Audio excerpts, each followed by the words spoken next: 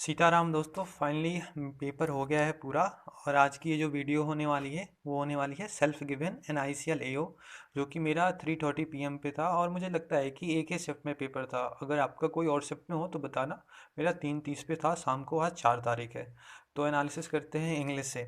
पहले बता दूं, इसका लेवल कुछ मुझे मॉडरेट लगा। मैं बताता हूँ।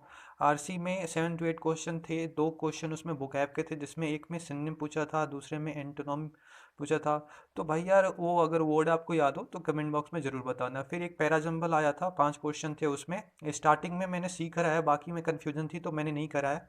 और डबल फिलर के क्वेश्चन थे, 3 to 4 क्वेश्चन। वर्ड यूजेस के भी थे 3 क्वेश्चन के आसपास। फ्रेज रिप्लेसमेंट के भी थे कुछ क्वेश्चन, 3 to 4। एरर के भी कुछ क्वेश्चन थे। एरर वाले मुझे 2 से 3 डुएबल लगे। और वर्ड यूजेस या डबल फिलर वाले में भी इसमें 2-3 क्वेश्चन ईजी थे। बाकी अगर आरसी बोले तो आरसी तो इजी थी यार, लेकिन वो भाई उसके क्वेश्चन उतने डोएबल नहीं थे।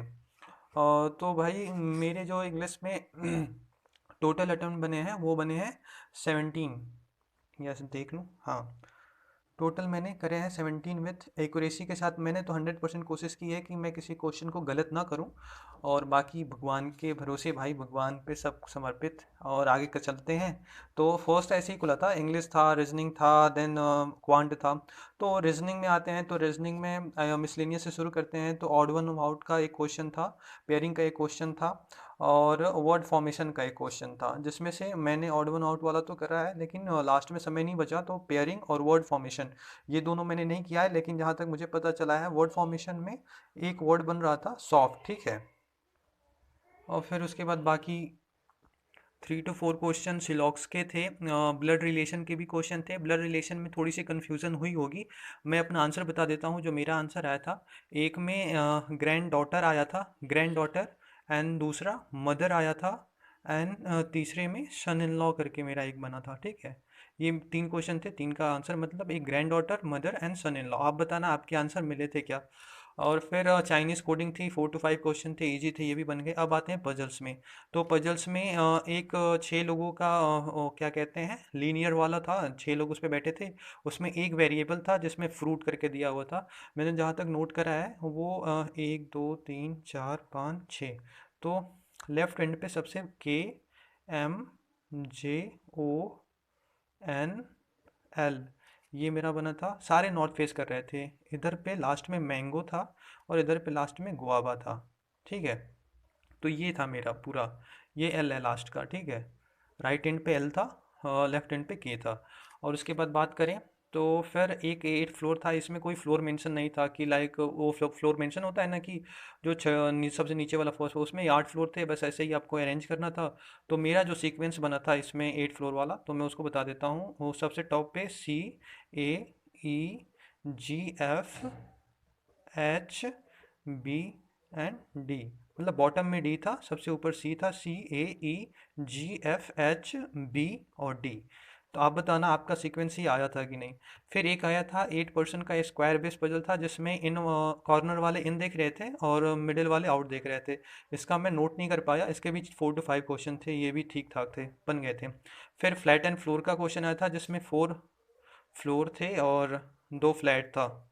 जिसमें बोला गया था कि A is the west of B, उसमें अरेंज करना था। तो जो मेरा बना था शायद वो ऐसे बना था कि QTRVSW एंड VNP। आप बताना आपका यही आंसर आया था क्या। मेरा तो यही सीक्वेंस जो मैंने नोट करा है यही है। और बाकी ये हो गया रीजनिंग का ओवरऑल।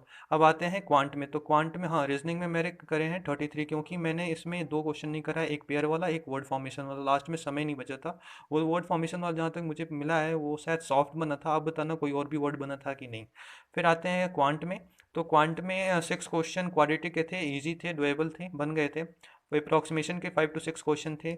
एक DI आई थी, वो याद नहीं आ रही है मुझे, लेकिन एक दूसरी जो DI थी उसमें डिफरेंस दिया हुआ था। दो वेरिएबल थे, उसमें दो का डिफरेंस था और फिर उन्हीं दोनों का रेशियो था। तो रेशियो को डिफरेंस निकाल के उससे करते तो हम एक वैल्यू पुट करते निकाल लेते। तो ये एक ऐसी VDI आई थी, इसमें 5 क्वेश्चन थे। एक कैसलेट भी आई थी, लास्ट में 3 क्वेश्चन थे इसके, शायद 32 33 34 35 नंबर पे यही था। तो इसमें एक एडमिनिस्ट्रेशन करके था, दूसरे नंबर पे मुझे नहीं याद आ रहा है, हाँ फाइनेंस था दूसरे नंबर पे, फिर एक मार्केटिंग था। ये वैल्यू मेरी बनी थी ओवरऑल, टोटल 400 था, उसमें 3:5 या 5:3 मेल और फीमेल में डिवाइड था। और मेरी ओवरऑल ये बन के कैलकुलेट ये टेबल के रूप में ही आई थी। और जो बाकी क्वेश्चन थे जो भी थे वो 8 क्वेश्चन के अप्रॉक्सीमेट अर्थमेटिक के क्वेश्चन थे। तो जिसमें मैंने क्वाड्रेटिक भी फुल बनाई थी, अर्थमेटिक भी, डीआई भी बन गई थी, कैसलेट भी बन गई थी। तो इसमें ओवरऑल मेरे 27 अटैम्प्ट हुए हैं। तो ऐसे करके मेरे 76 के आसपास अटैम्प्ट हुए हैं, जिसमें मैं इंग्लिश में 17 एक्यूरेसी को ध्यान रख के भाई, क्योंकि इंग्लिश ईजी नहीं थी। अब बिल्कुल ऐसा नहीं था कि आप 25 28 करके आ जाओगे। अगर आपकी इंग्लिश बिल्कुल अच्छी है तो भी आप 26 27 तक जाके रह सकते हो। अगर आपकी एवरेज है तो आपने 20 के आसपास करा होगा। और फिर रीजनिंग में, हाँ रीजनिंग में ये ब्लड रिलेशन फंसाने वाला था, बहुत लोगों से नहीं बना होगा, मुझसे भी शुरू में नहीं बन रहा था, लेकिन बाद में एक पॉसिबिलिटी से बन गया था, लास्ट में एक एंड मोमेंट पे जाके मतलब फाइनली बन गया था, आंसर भी टिक हो गए थे। तो रीजनिंग में मेरे 33 अटेम्प्ट हैं, और क्वांट में मेरे 27 अटेम्प्ट हैं, जिसमें अर्थमेटिक के क्वेश्चन मैंने एक भी नहीं करे हैं, बाकी जितने भी सारे क्वेश्चन थे वो हो गए हैं। तो ऐसे 7 3 10 एंड 17, 3 2 5 6 एंड 7, ये मेरे 76 नहीं 77 अटेम्प्ट हुए टोटल। आप बताना आपका कितना अटेम्प्ट हुआ है, और सेक्शनल में कितना, इंग्लिश में कितना करा, रीजनिंग में कितना करा, क्वांट में कितना करा। ओवरऑल ठीक ठाक पेपर लगा, लेकिन हाँ अगर आपने NIACL AO का पेपर दिया होगा, अब मुझे लगता है जो अक्टूबर या नवंबर के आसपास हुआ था उस समय, NIACL AO, जिसका प्री मेन सब हो गया है, फाइनल रिजल्ट भी आ गया है, तो उससे तो मुझे भाई इसका लेवल थोड़ा सा अप लगा है, ठीक है। और बाकी यार कटअप वटअप भाई उतना ज़्यादा मैं नहीं उसके बारे में सोचता, कटअप वटअप मेरे अटेम्प्ट ये है। और भाई आप बताना आपके अटेम्प्ट कितने हैं। मिलते हैं आपसे नेक्स्ट वीडियो में, तब तक के लिए आराम करो। और जिसका भी आज SBI क्लर्क मेंस का है, ठीक ठाक सुनने में आ रहा है कि मतलब पेपर आज का जो था काफ़ी डोएबल था, क्वांट में लोगों के 20+ अटेम्प्ट हुए हैं, और रीजनिंग भी थी। GA और इंग्लिश का लेवल तो सेम था, लेकिन क्वांट और रीजनिंग का लेवल थोड़ा सा ठीक ठाक आया था, तो बच्चों के अटेम्प्ट हुए हैं। बाकी SBI ही डिसाइड करने वाला है कि किसको कितना नंबर देना है फाइनली, मैं आज भी यही कह रहा हूँ, ठीक है। मिलते हैं आपसे नेक्स्ट वीडियो में, thank you and Hare Krishna.